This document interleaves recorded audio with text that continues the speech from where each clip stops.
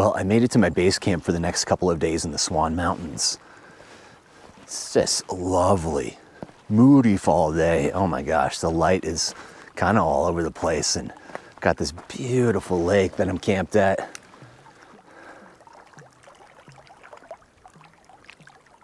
Fortunately, I made it with enough time here that I'm gonna be able to get out and shoot a little bit tonight.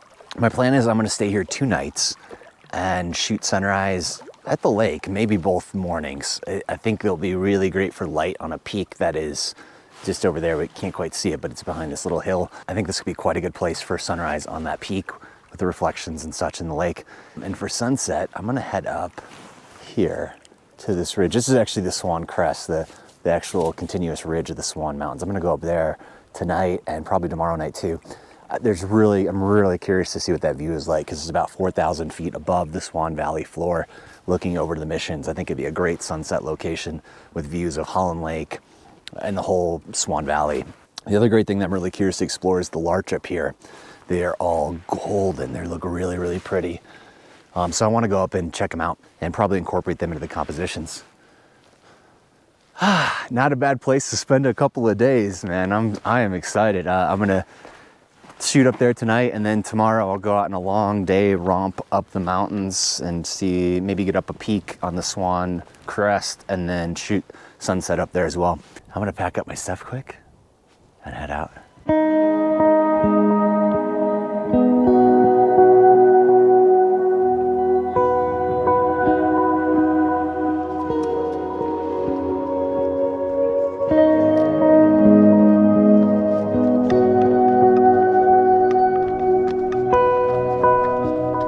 Well, I made a bit of a mistake.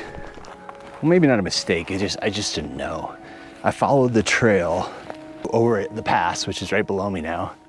It's like couple hundred feet down that way. And it turns out it's an anticlimactic pass. It just kind of gets into more trees and shrubs. So I left the pass and I'm just going up the ridge now. And it looks like there'll be clear views just up the ridge here. So I'm just gonna follow this. It's a nice little ridge line, and I can already tell, look at the larch. Oh my gosh. Amazing. I can already tell that, well, the clouds are kind of breaking up in the west, so we might actually get some light after all. What I'm gonna do is head up this ridge and get to a spot where I actually have a vantage point, because that pass did not yield such a vantage point. I don't think I have to go very far, probably just a quarter mile up this ridge, and then I'll be in a good position.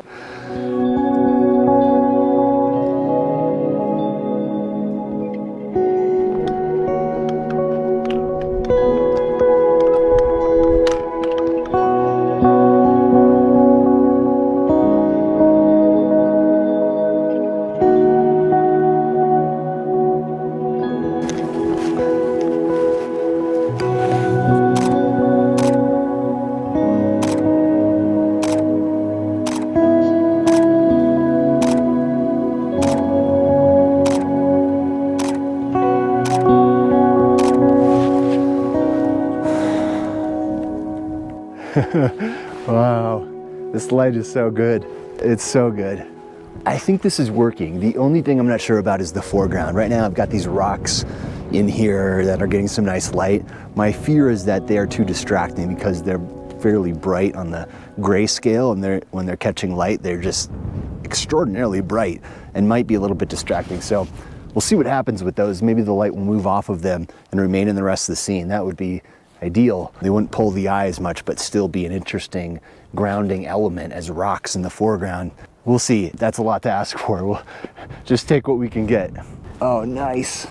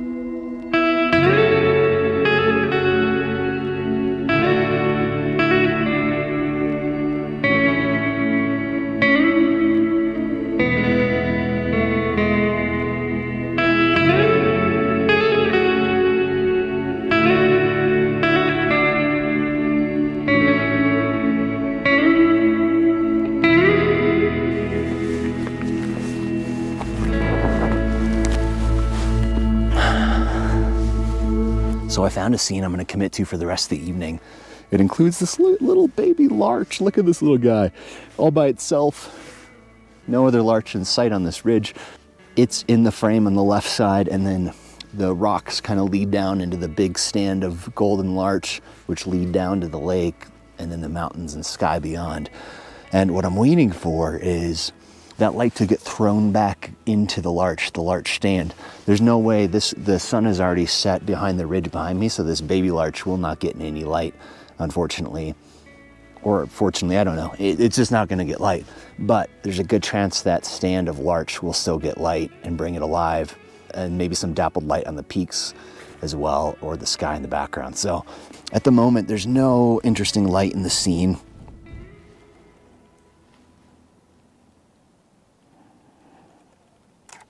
Oh, there's the light. Yes. Yeah. Right at gold. Oh, man. Wow. I wasn't sure if it would come back. I wasn't sure if we were behind a ridge now. And there it goes. That was super fleeting.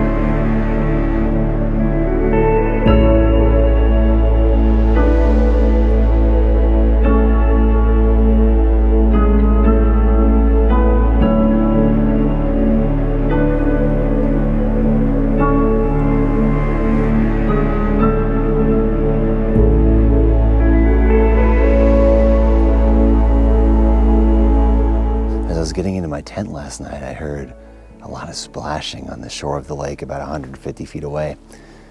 And sure enough, there was some critters moving about. There was a cow and a calf moose, and when I shone my headlamp on the cow, rightfully so, she was startled. I was just trying to identify what animals were out there, and she just got the zoomies and started running around the edge of the other edge of the lake.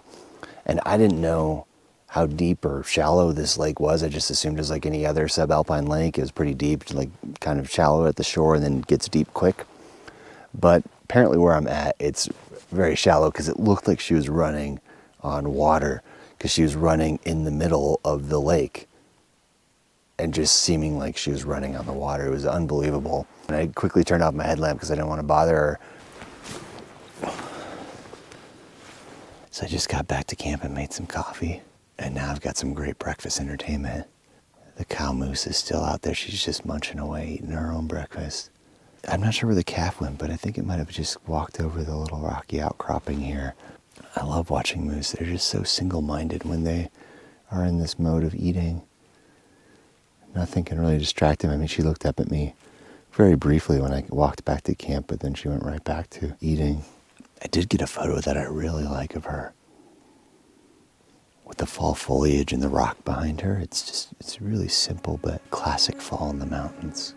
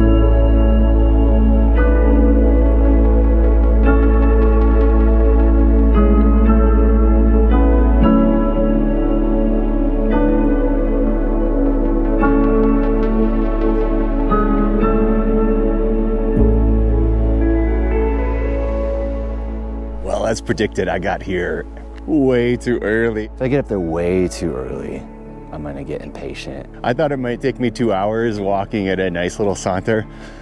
It took me 45 minutes. But I'll say this, it's freaking epic up here. I'm happy to spend the whole day up here, the rest of the day up here.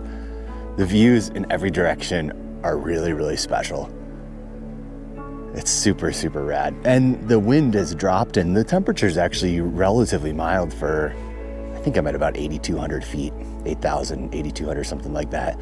But on this side, on the east side of the ridge, we just have all these larches. Just amazing. And then this is the big show over here.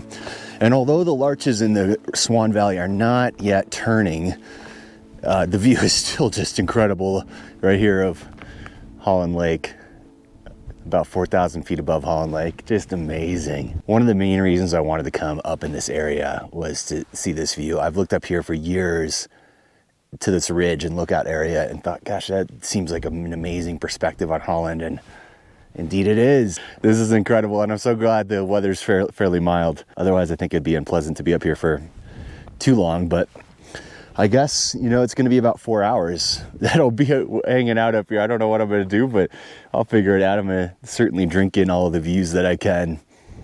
And of course, start just thinking about compositions and angles on the light. We'll see what happens with the light. I really have no idea. There's a lot going on. I mean, there's spotlights right there, but then there's rain showers right there moving through. There's just a little bit of everything going on. Classic fall day. All right, well, I'm gonna hang out here for a while, many hours, and we'll see what happens. Who knows?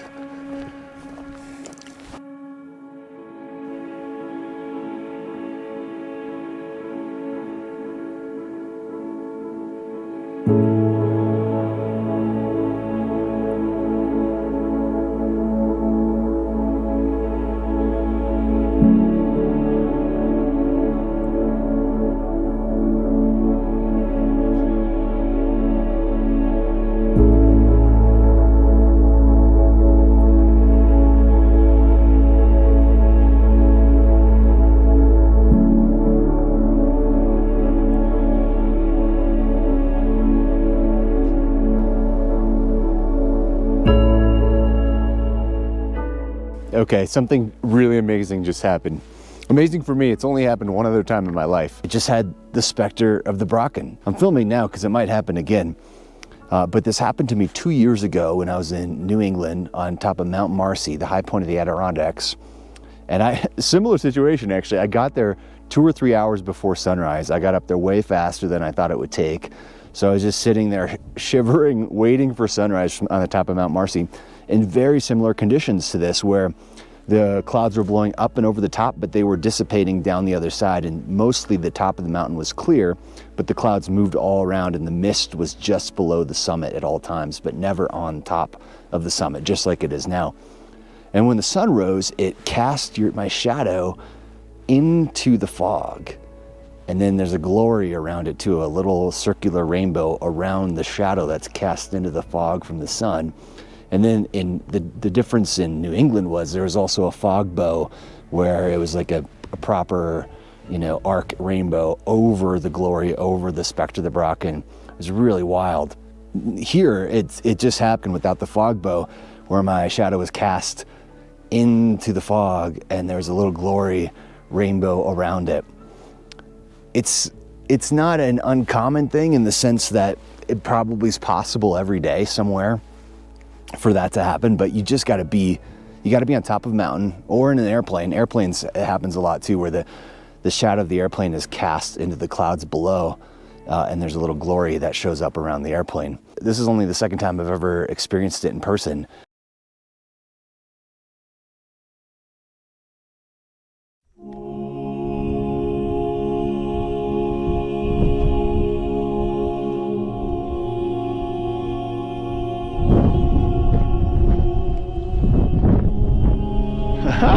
There it is, and there it goes. Crazy.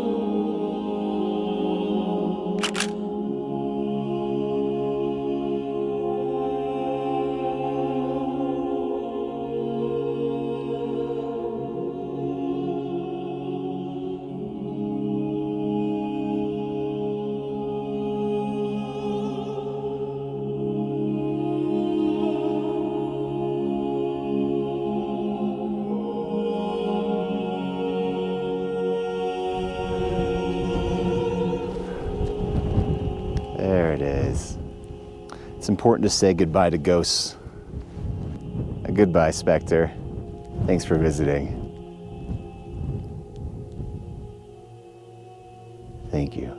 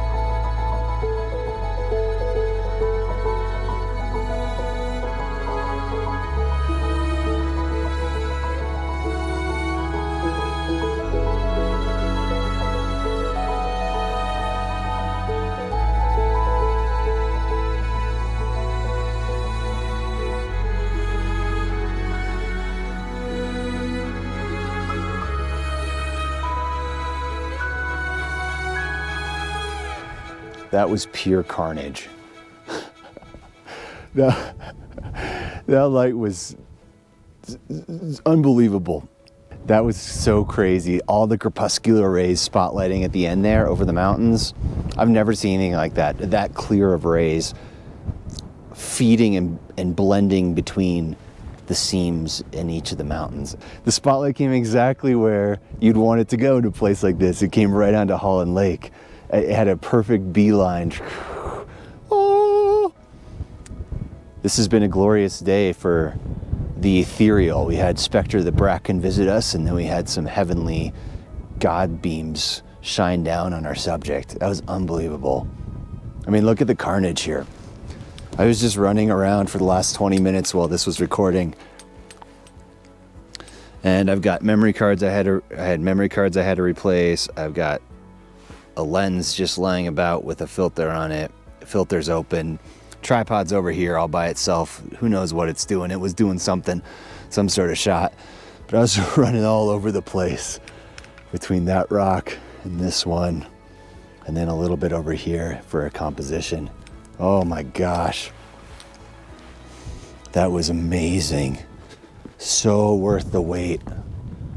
I think I've been up here for 5 hours now, and it was worth every second.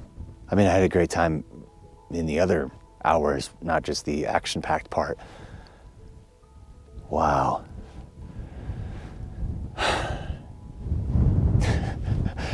That's crazy. I just like, I haven't had light that chaotic in so long, where it just, you're in the right place at the right time and it just comes together. I mean, a mountain, you can't go wrong with the mountaintop.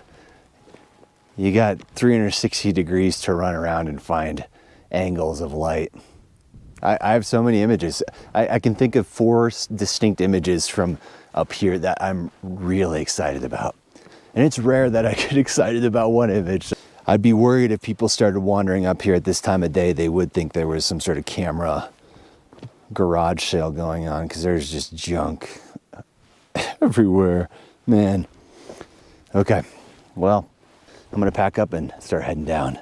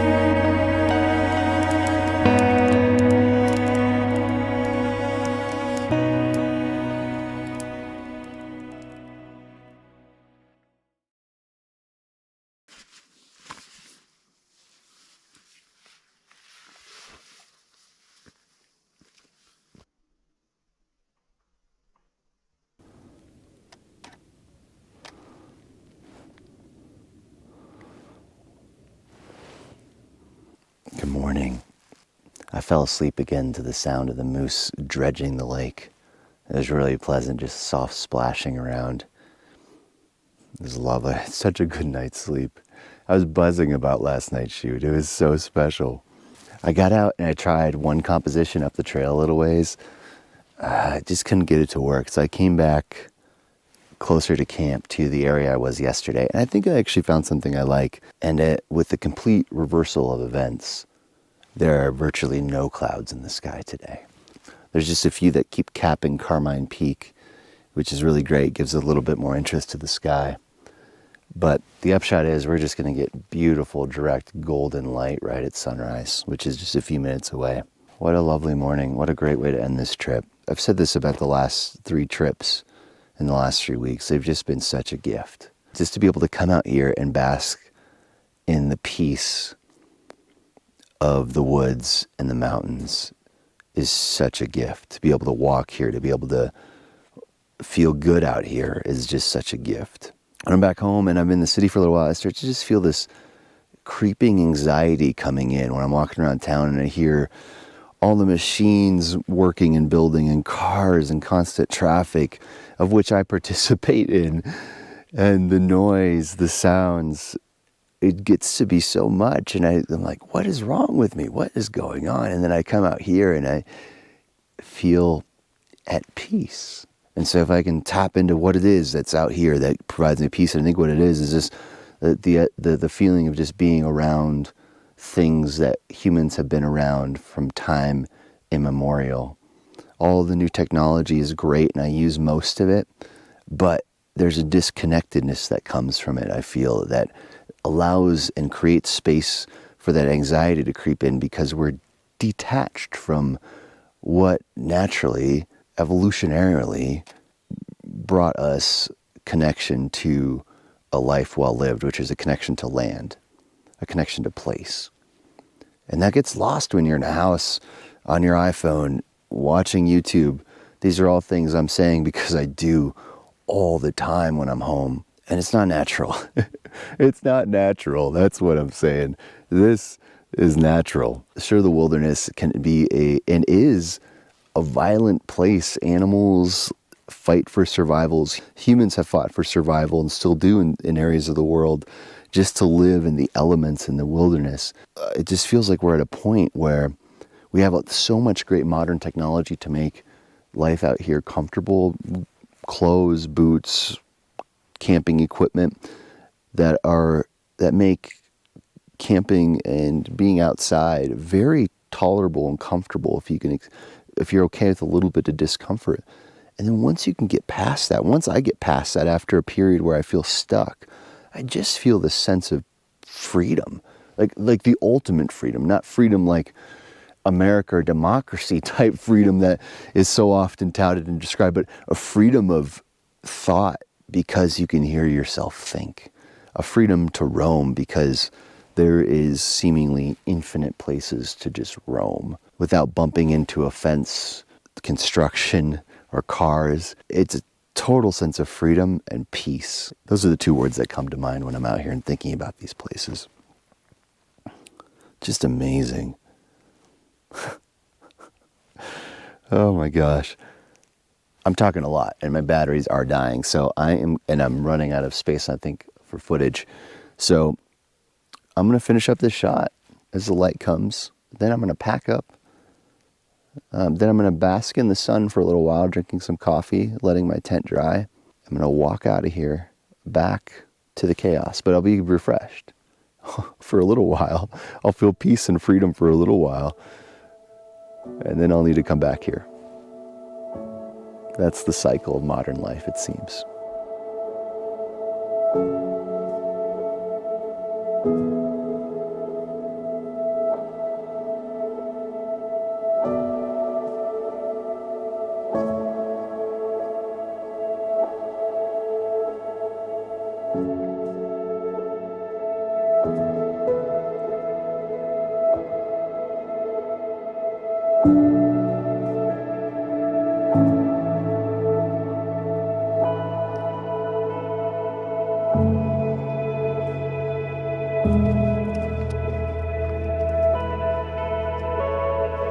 you.